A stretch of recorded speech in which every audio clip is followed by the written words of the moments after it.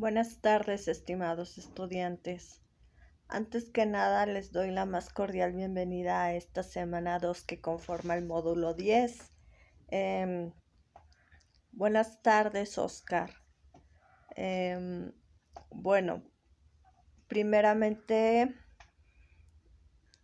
¿qué te parece si damos unos minutos en lo que se van conectando algunos de tus compañeros? Mientras tanto, me gustaría saber si tienes alguna duda con respecto a la realización de tus actividades de esta segunda semana.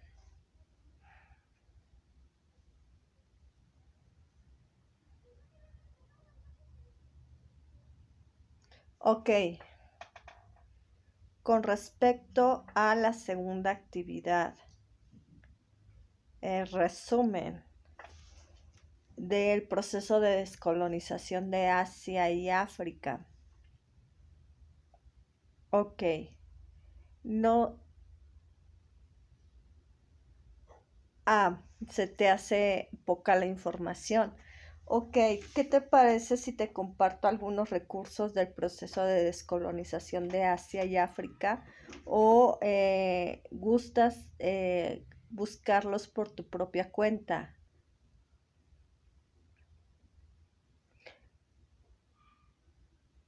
Ok, entonces yo comparto recursos del proceso de descolonización de Asia y África. Mientras tanto, a lo mejor y puedo resumir un poco esta parte. Primeramente, hemos de considerar que al término de la Segunda Guerra Mundial se tienen estas ideas de la importancia que tienen los derechos del hombre, que de hecho ya se había hablado en la Revolución Francesa como tal, pero se reafirma al término de la Segunda Guerra Mundial, debido a que primeramente se vive un lamentable acontecimiento como lo viene siendo el Holocausto, y por lo tanto se ve la importancia que tienen los derechos humanos, incluso en algunos tratados que realizan los países al término de la Segunda Guerra Mundial, lo reafirman. Y nada más evidente que la creación de la Organización de las Naciones Unidas, que reafirma esta importancia de los derechos del hombre, de la igualdad, de la libertad. Y es evidente que colonias que se encuentran principalmente en la parte del continente africano y del continente asiático sean influidas por este tipo de ideas de libertad, de igualdad, de derechos del hombre. Recordemos que países europeos tenían la mayoría de sus colonias en Asia, en África e incluso en América Latina, en el caso de Europa, de España, de Europa. En el caso de Portugal, Francia, Gran Bretaña, tienen diversas colonias en África. Recordemos que también de alguna manera sí hablan de igualdad, sí hablan de derechos del hombre, pero también, aunque se hable de esto, existe todavía una cierta discriminación, incluso hacia personas de color, por ejemplo. Y de alguna manera estas colonias, al ser influenciadas por las ideas de igualdad y de libertad, de derechos del hombre, van a exigir su libertad, el que ya no sean gobiernos extranjeros los que gobiernen como tal el continente asiático o el continente africano. En el caso de, evidentemente, también la descolonización, aparte de esta influencia de los derechos del hombre, de la igualdad, de la libertad, también recordemos que Europa queda realmente en deplorables condiciones, tanto a nivel económico, a nivel social, a nivel religioso incluso, queda devastado a nivel territorial por las bombas. Pues consideremos cómo queda un país al término de una guerra, con carencias económicas, con carencias de alimentos, con carencias de agua, con destrozos en el territorio como tal, en el continente como tal. Entonces quedan debilitados estos países europeos. Entonces también las colonias aprovechan todo esto para exigir su libertad, para exigir que queden fuera los gobiernos extranjeros. En el caso de África, por ejemplo, se dan ciertos movimientos internos que exigen esta libertad, el que se liberen de gobiernos extranjeros. En el caso de, bueno, evidentemente en África hay muchos movimientos que son pacíficos, pero hay otros que no lo son. Son violentos. Y evidentemente en Asia pasa lo mismo, solamente que hay una diferencia aquí muy marcada y que incluso no debemos de perder de vista lo que pasa, por ejemplo, con países como viene siendo China, con países como viene siendo Japón, que si bien es cierto, no son colonias de Europa, pero sí tienen ciertos cambios que se están presentando al término de la Segunda Guerra Mundial. En el caso de Japón, no olvidemos que queda completamente devastado después de que es bombardeado por Estados Unidos, Hiroshima y Nagasaki. ¿Cómo queda un país como Japón en ese aspecto? Por otro lado, China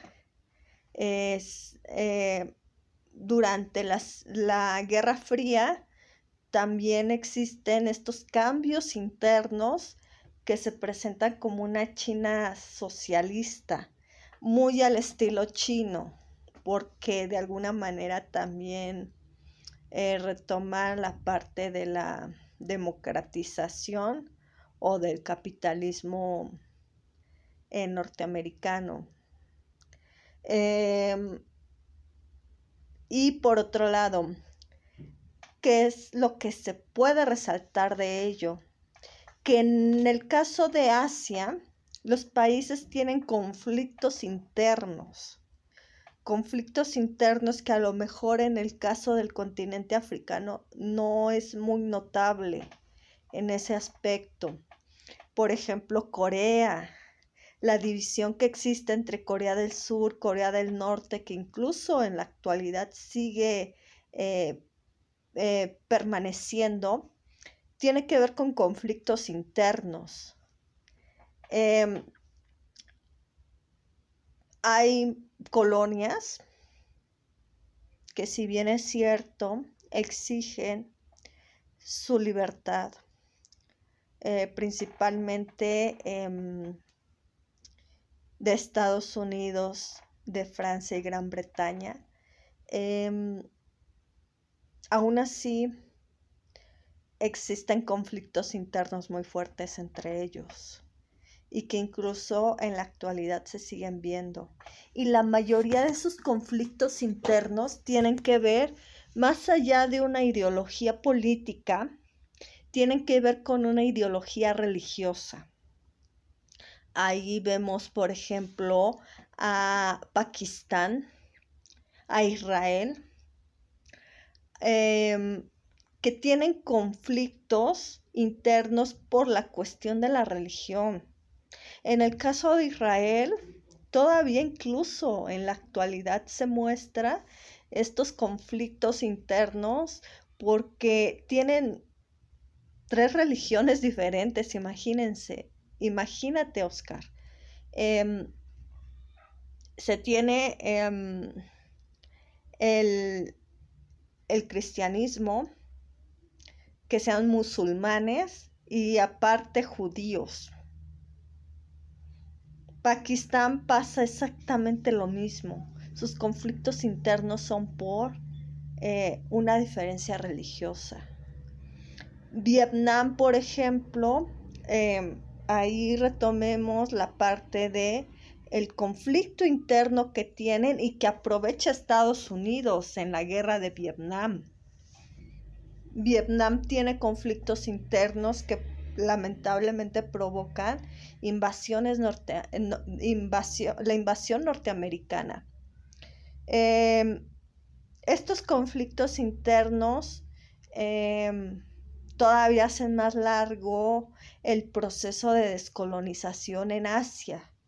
Incluso estos conflictos internos se siguen viendo en la actualidad. No olvidemos, por ejemplo, el conflicto entre Irak e Irán, y que de alguna manera también aprovecha Estados Unidos para invadir.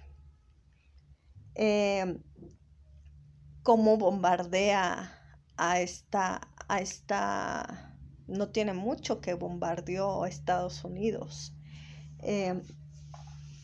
Y pues de alguna manera hay que ver que África, pese a que existieron movimientos internos, que algunos fueron violentos, no tenían tanto estos conflictos internos como en el caso de Asia.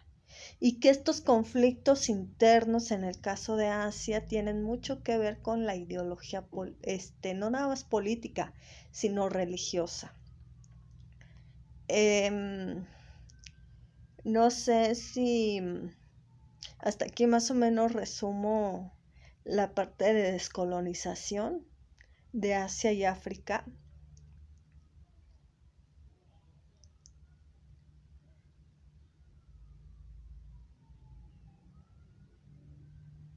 Ok, Oscar. De todas maneras, te comparto información que de alguna manera enriquezca la parte del resumen que vas a realizar. Lo comparto en el foro de novedades. Entonces, en la actividad 1 de esta semana se pide una línea del tiempo. Una línea del tiempo que de alguna manera tiene que ver retomar, y no es que en la segunda actividad de esta semana no se retomen aspectos de la primera semana, al contrario, como lo señalaba, el término de la Segunda Guerra Mundial como tal denota esta parte de cómo influye mediante esta importancia de los derechos humanos en el proceso de descolonización. En el caso de la segunda actividad, de alguna manera se tiene que retomar uno de los acontecimientos importantes de la primera semana, que es la Primera Guerra Mundial. La Segunda Guerra Mundial sin duda muestra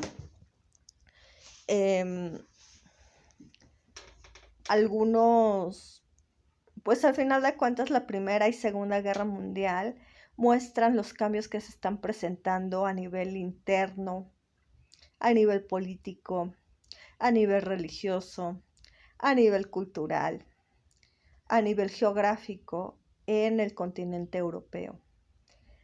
Pero esto, de alguna manera, estos acontecimientos, estos cambios, influyen en otros continentes como lo hemos visto. En el caso de Asia y África en su proceso de descolonización, en el caso de América Latina, estos cambios políticos muy fuertes que se muestran en el inicio de ciertas dictaduras. México, por ejemplo, no vive una dictadura como tal, sino nada más la de Porfirio Díaz. Sin embargo, hay cambios sin lugar a duda en el aspecto político. No en balde existió un partido político que duró X tiempo, como si fuera una dictadura en México. Y ahorita no perdamos de vista que países de Sudamérica principalmente están viviendo cambios en sus mismas dictaduras. Por ejemplo, Venezuela, Bolivia, que ahorita están viviendo estos procesos mediante movimientos, golpes de Estado, etcétera, etcétera, y que de alguna manera muestran estos cambios políticos que, imagínate, vienen desde la Segunda Guerra Mundial, al término de la Segunda Guerra Mundial. Y bueno, en el caso de Asia, no se diga, a estos conflictos internos que tienen estos países asiáticos vienen a reflejarse con mayor intensidad al término de la Segunda Guerra Mundial y que actualmente siguen existiendo por ideologías religiosas. Entonces, al realizar la línea del tiempo, es necesario, si uno va a mostrar en su línea del tiempo el proceso de la Segunda Guerra Mundial, por ejemplo, de la de la Guerra Fría, e incluso,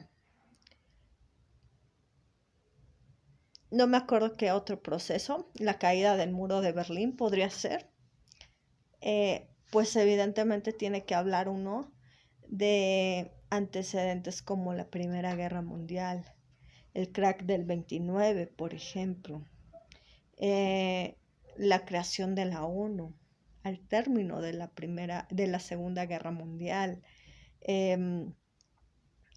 cómo mediante la Guerra Fría se muestra más claramente la parte de los avances tecnocientíficos. Y aquí, evidentemente, esto tiene mucha relación con lo que se vio en la primera semana con la Revolución Industrial.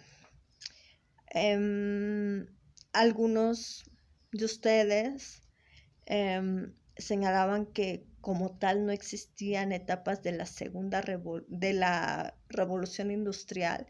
Yo considero que sí. Al inicio de la Revolución Industrial, que es sin duda alguna en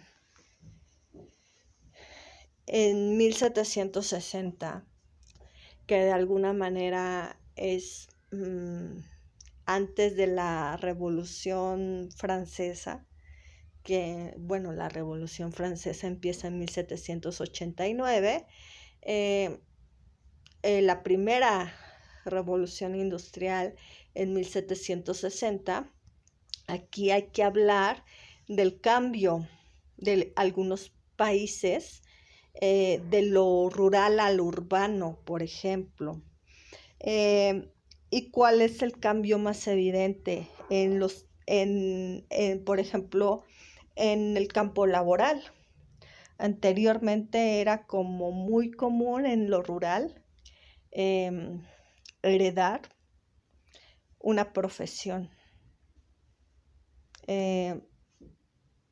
No sé si sea la palabra correcta profesión. Por ejemplo, el padre que era carpintero, oficio, esa es la palabra correcta, oficio. El padre que heredaba a su hijo, el padre carpintero que heredaba a su hijo su oficio de carpintero. Y así era antes de la revolución industrial. Evidentemente, al inicio de la revolución industrial se crean ciertas máquinas que provocan que de alguna manera se reduzca las horas laborales.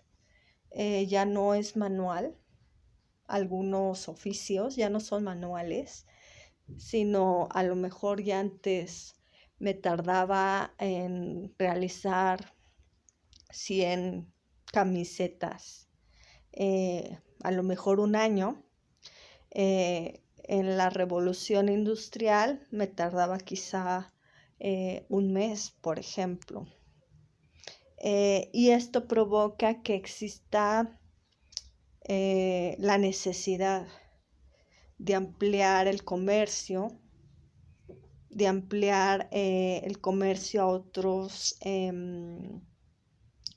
a otros lugares que, pues, de alguna manera esta necesidad capitalista provocó invasión. Esa es la consecuencia. Provocó invasión de determinados países hacia otros territorios, que se tuvieran ciertas colonias para poder expandir el capitalismo, el comercio como tal. De alguna manera este es el cambio de la primera revolución industrial. Y bueno, ¿qué pasa? Les comentaba en la sesión pasada que países como, bueno, en ese momento eran todavía imperios o reinos, Prusia, por ejemplo, y Rusia, el imperio ruso, este proceso de capitalización de lo rural al urbano llega muy tardíamente a ellos, a tal grado de que, por ejemplo, durante la Primera Guerra Mundial, Rusia vive su revolución rusa, por ejemplo, y es el país más perjudicado al término de la Primera Guerra Mundial, con mayor número de muertes, de pérdidas humanas, y de alguna manera Rusia sufre estas consecuencias. Alemania, por otro lado, se muestra este proceso tardío, insisto, desde el famoso siglo de las luces. El racionalismo alemán incluso es completamente diferente a otro tipo de racionalismo, como por ejemplo el francés. Y también este proceso tardío de la revolución industrial, de esta primera etapa de la revolución industrial, de lo rural a lo urbano, llega tardíamente a Alemania. Y tan es el caso que Alemania empieza a tener ciertos cambios internos, que incluso el nombre se cambia. De un reino, de un imperio pasa a un reino, y de un reino pasa a un país como el que conocemos.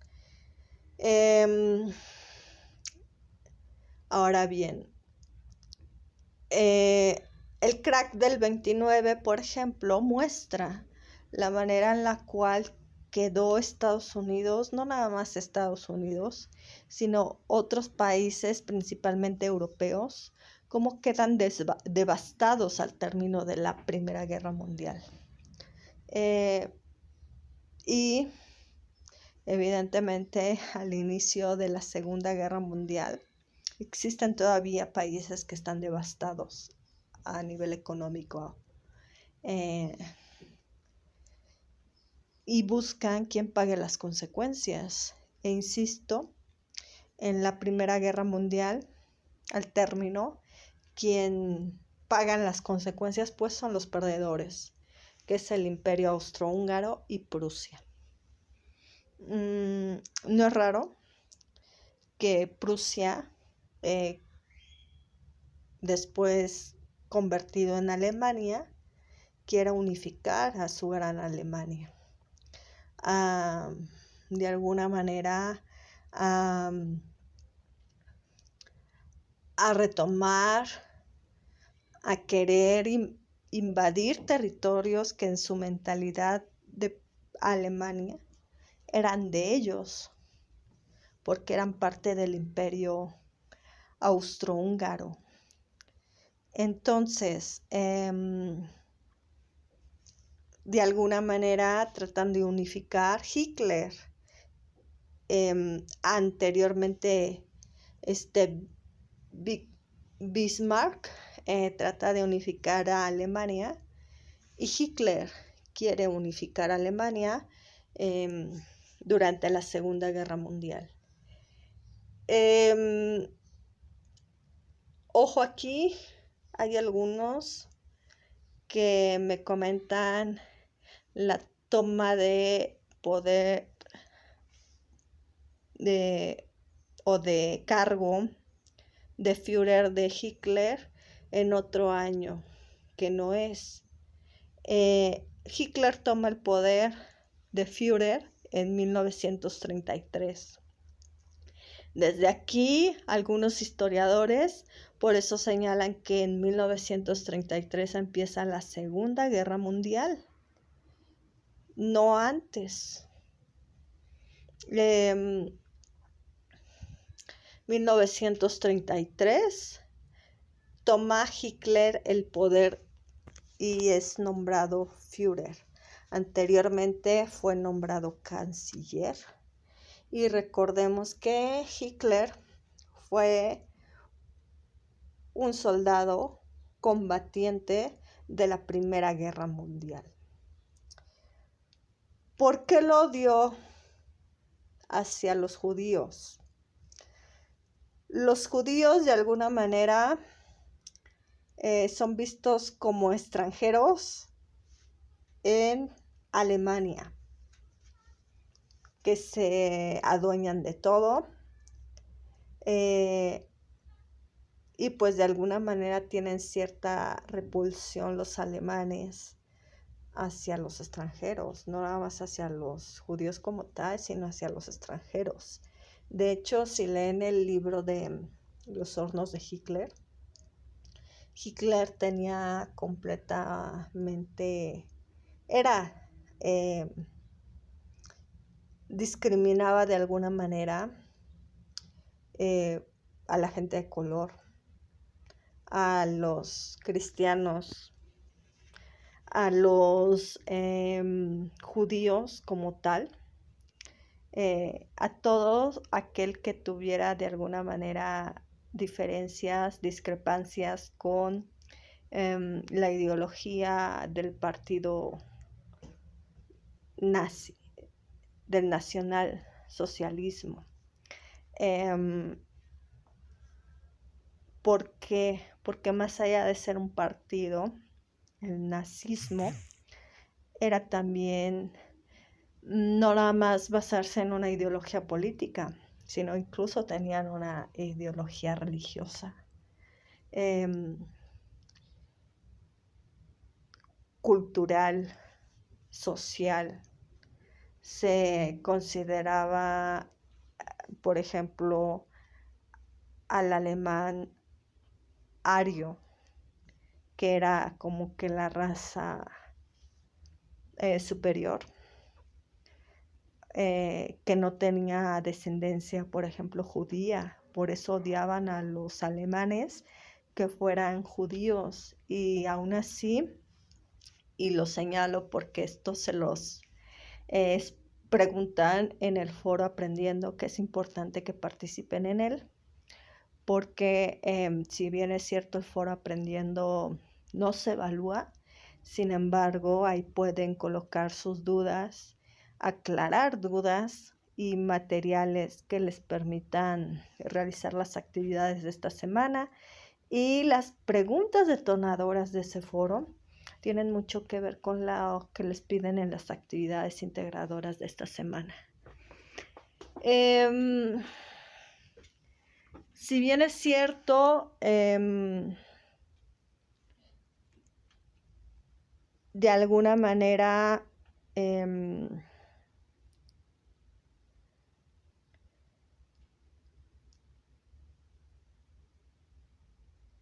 comentan ahí en el foro Aprendiendo que si existieron algunos acontecimientos parecidos al Holocausto,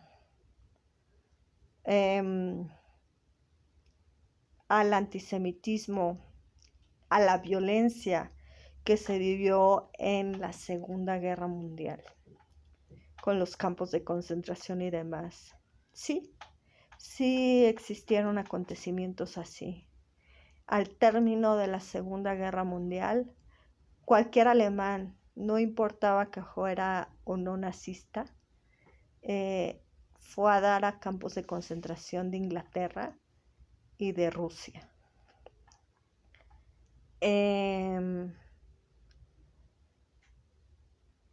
Y fue al término de la guerra, de la Segunda Guerra Mundial.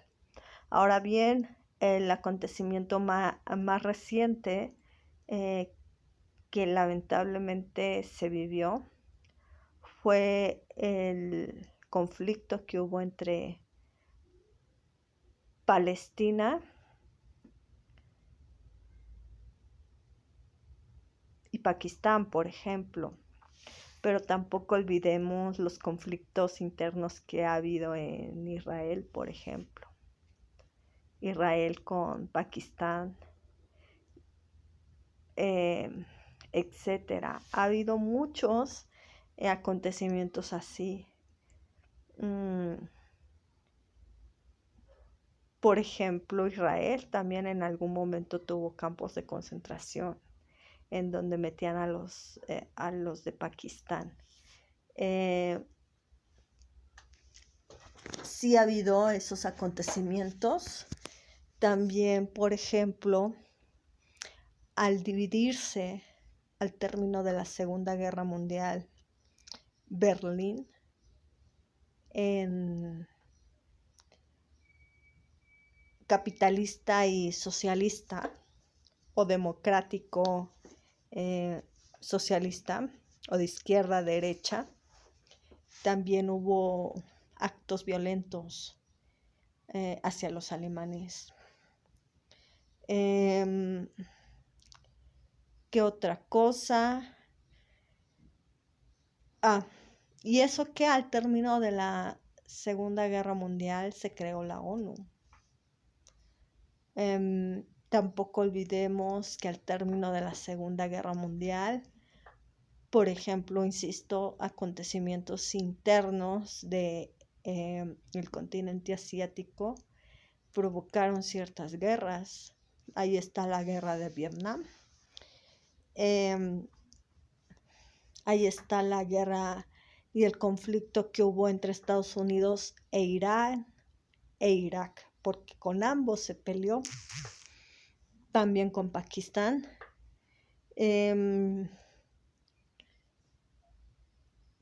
Conflictos incluso, por ejemplo, entre Japón y China, que tienen desde mucho antes, incluso de la Primera Guerra Mundial, y que todavía siguen de alguna manera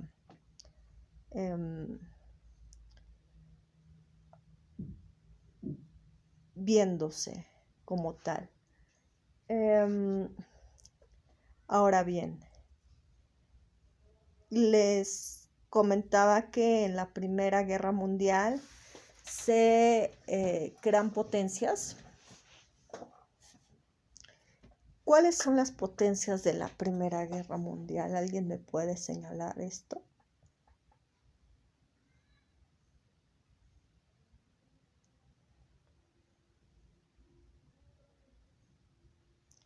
¿Por qué creen que, por ejemplo,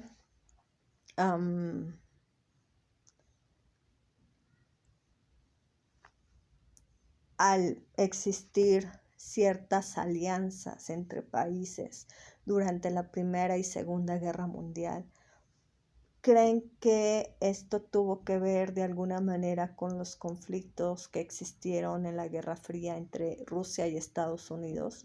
O más bien en ese momento todavía URSS y Estados Unidos.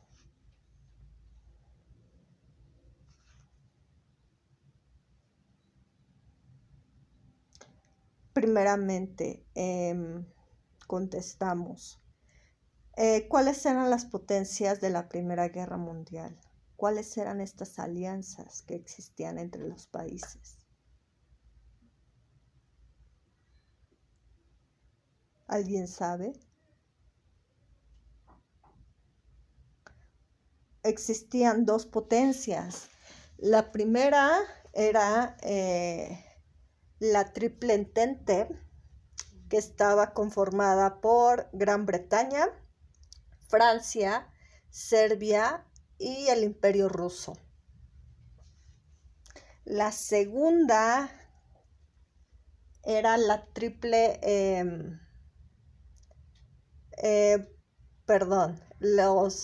las potencias centrales, que estaba conformada por Prusia y Austria, el Imperio Austrohúngaro.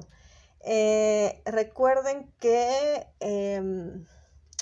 Serbia y el Imperio Austrohúngaro tenían conflictos por haber matado al archiduque Francisco Fernando de Austria.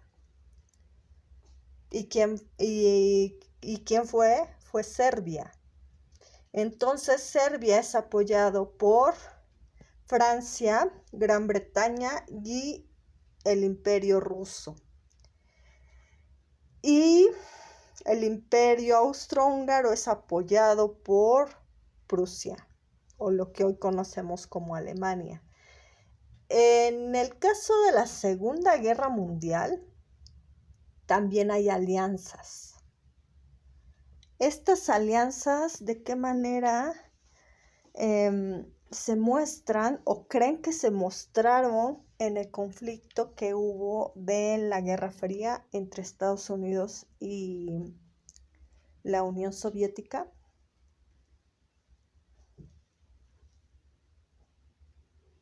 ¿Cuáles eran estas alianzas de la Segunda Guerra Mundial?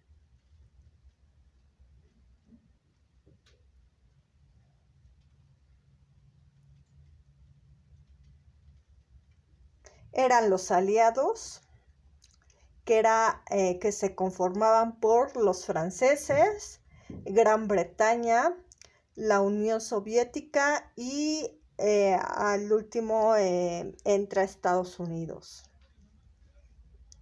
La otra alianza era el eje, que era Alemania, Japón e Italia.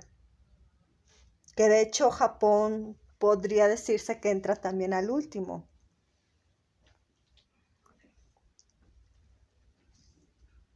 Entonces, ¿por qué creen que al ser aliados en la Segunda Guerra Mundial, Estados Unidos y la Unión Soviética,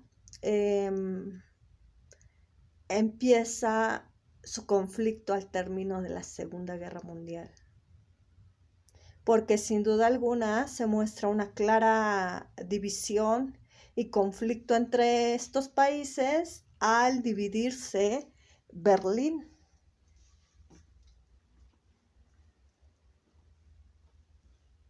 ¿Por qué creen que su conflicto se haya dado entre estos dos países?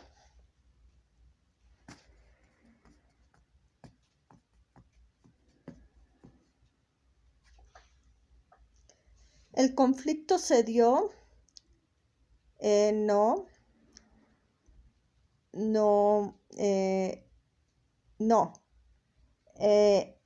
la Unión Soviética no formó parte del eje, formó parte de los aliados, igual que Estados Unidos.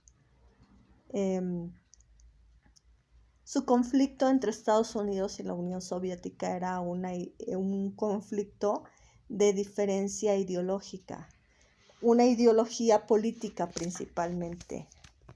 Estados Unidos se consideraba no nada más democrático, sino también capitalista y de derecha. Evidentemente no una derecha como la extrema derecha de países como España con Franco, Alemania con Hitler o Italia con Mussolini. Y por otro lado, la Unión Soviética se muestra con una ideología de extrema izquierda, porque ahí sí es un régimen totalitario, la Unión Soviética, a diferencia de Estados Unidos, que por eso aclaro y reafirmo, era considerado un país democrático, todavía hasta nuestros días se considera un país democrático, y la Unión Soviética era un régimen totalitario de extrema izquierda, que reafirma no el capitalismo, sino un socialismo. ¿Cuál es la diferencia entre socialismo y comunismo?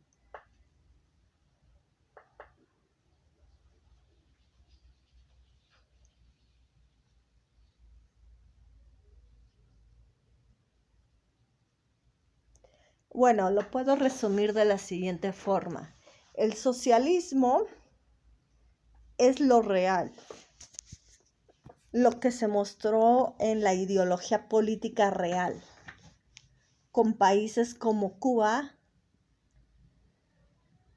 y la Unión Soviética, o incluso China se podría decir, pero China es un socialismo completamente diferente, porque también mete la parte del capitalismo.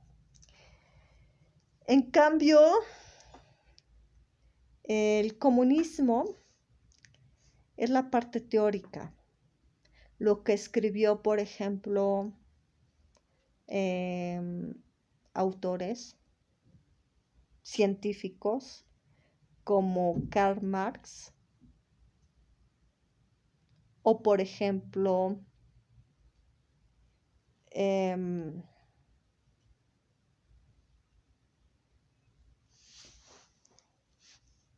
que nada más habla de alguna manera, también Friedrich Engels, que hablan de alguna manera de este comunismo,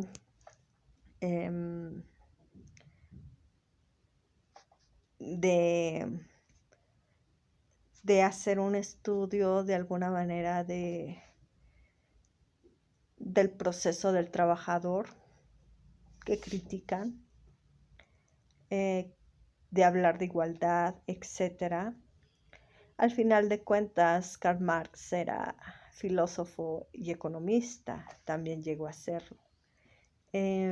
Entonces, de alguna manera hacen un estudio y que, de hecho, este estudio está escrito en El Capital. Son 3 tomos incluso. Esa es la diferencia. Un socialismo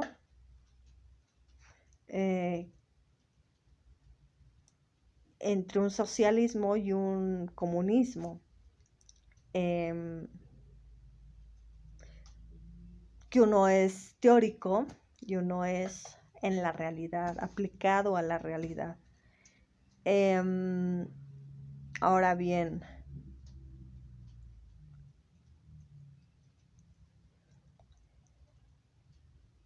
durante este proceso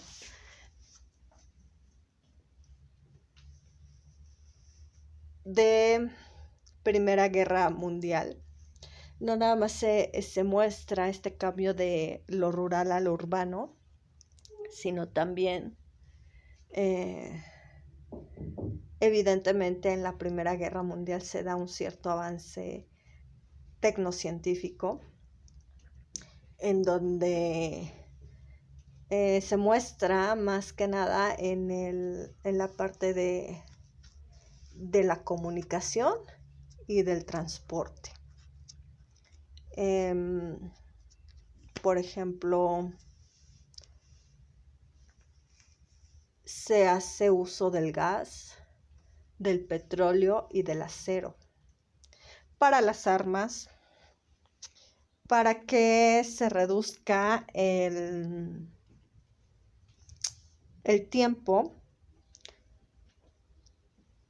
o incluso los espacios para trasladarse de un país a otro. Estamos hablando de una guerra. ¿Cómo podría trasladarme a otro país? Evidentemente, los avances tecnocientíficos se dan en la comunicación y en el transporte, y que siguen en la Segunda Guerra Mundial.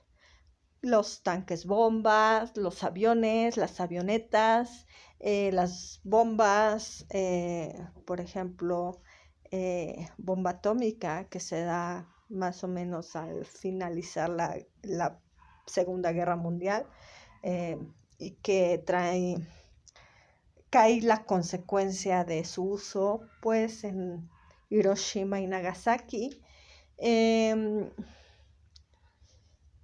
Y bueno, esto también marca el avance del transporte y la comunicación, el uso del gas, del petróleo, del acero, a la Segunda Revolución Industrial, que empieza en 1870 y termina más o menos, de hecho, en 1914, al inicio de la Primera Guerra Mundial. En el caso de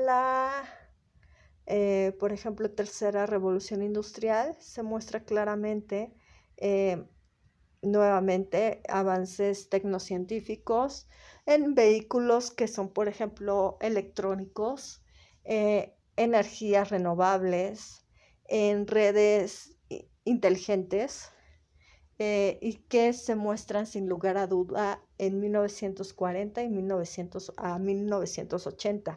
En 1940 pasa algo muy curioso. La Guerra Fría empieza en esos años 40, en 1947. Guerra Fría evidentemente también trae avances tecnocientíficos, el primer hombre a la luna, y antes de que el hombre llegara a la luna, se da estos experimentos con animales. Laika, por ejemplo, es el primer perro que viaja a la luna. Se da con chimpancés también. Rusia empieza con chimpancés.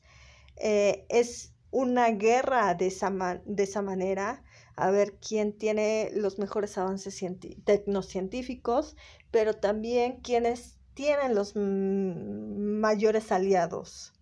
Se muestra esta división ideológica entre capitalismo, socialismo, derecha-izquierda. Corea, por ejemplo, es dividido por esta ideología política, pero por también consideren los cambios y conflictos internos que tienen la misma Corea. Berlín, pues evidentemente es el botín. Al término de la Segunda Guerra Mundial, el botín de los aliados como ganadores, como vencedores, y pues se divide en Berlín, en socialista y capitalista. Y pues está de aliados de la Unión Soviética. Cuba incluso tiene un conflicto con Estados Unidos. Por ejemplo, los misiles cubanos. China se considera socialista, pero comunista, pero es una ideología de izquierda completamente diferente a la Unión Soviética. Francia e Inglaterra reafirman esta parte de ser capitalistas, aliándose a Estados Unidos. Y pues tenemos que considerar para la tercera semana esta parte de la caída del muro de Berlín, que se da en 1989. No sé si existe alguna duda, comentario hasta ahorita. Ok.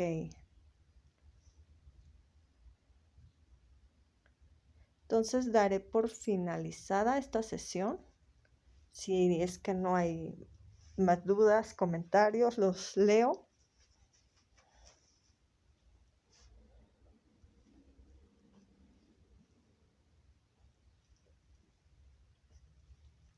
Sí, de hecho, en la actividad integradora 2 de esta semana, 2,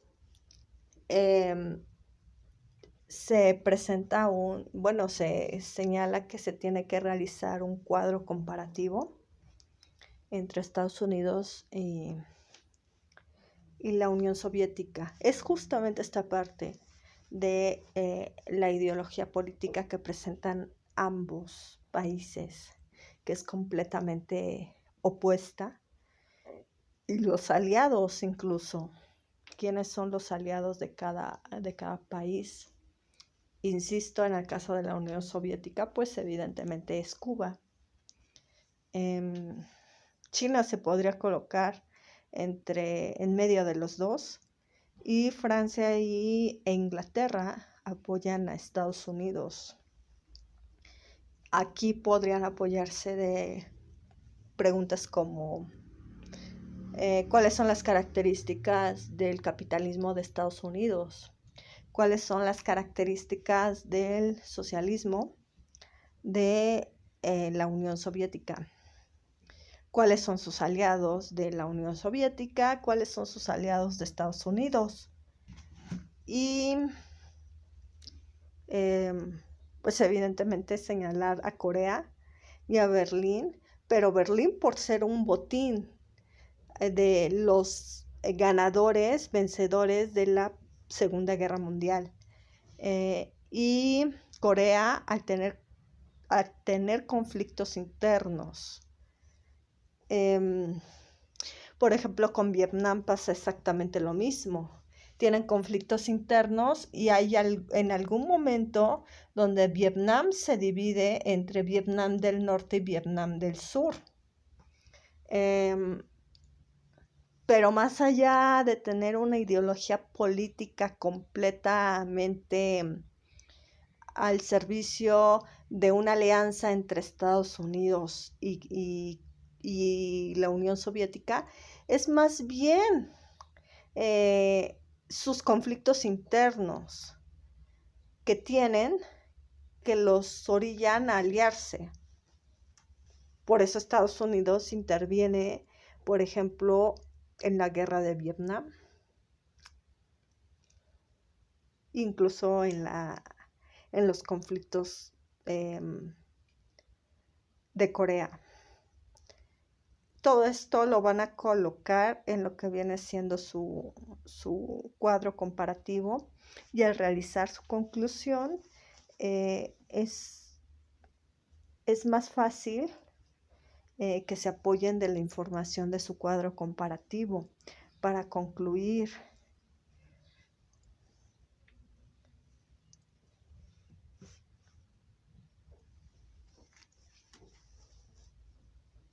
También pasa lo mismo con, cierto, sí, gracias por aclarármelo. El cuadro comparativo que les pidan en la segunda actividad de esta semana es entre dos dictaduras, cierto, es cierto. Es que también les piden un cuadro comparativo en la primera actividad de esta semana.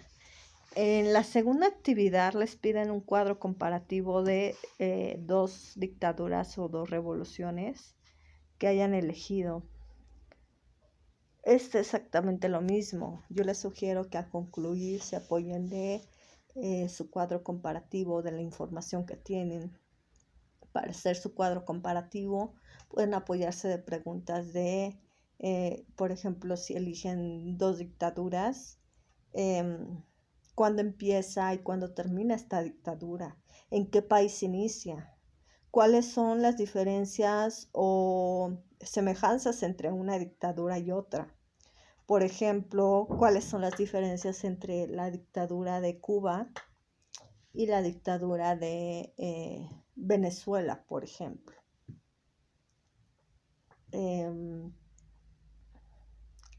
Entonces hay que considerar estas diferencias y semejanzas, por ejemplo, en mis conclusiones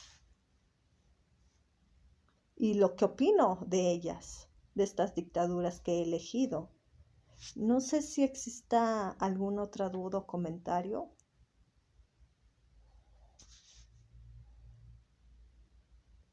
Bueno, entonces si no hay más dudas ni comentarios, les deseo un excelente ya tarde-noche. Seguimos en comunicación. A lo mejor ahorita ya no se tienen dudas ni comentarios, pero a la hora de realizar sus actividades quizá tengan otras dudas, les surjan algunas dudas, o incluso cómo realizar su cuadro comparativo o grabar su audio, etcétera. Recuerden, les compartí en el foro de novedades algunos recursos para grabar sus audios, para realizar cuadros comparativos, etcétera. Pueden apoyarse de ello. De todas maneras, chicos, comenten sus dudas y comentarios en el foro Aprendiendo, en la mensajería de la plataforma o en mi correo institucional. Entonces doy por finalizada esta sesión de espacio abierto con tu asesor virtual. Les deseo una excelente tarde-noche y seguimos en comunicación. Que tengan una excelente tarde.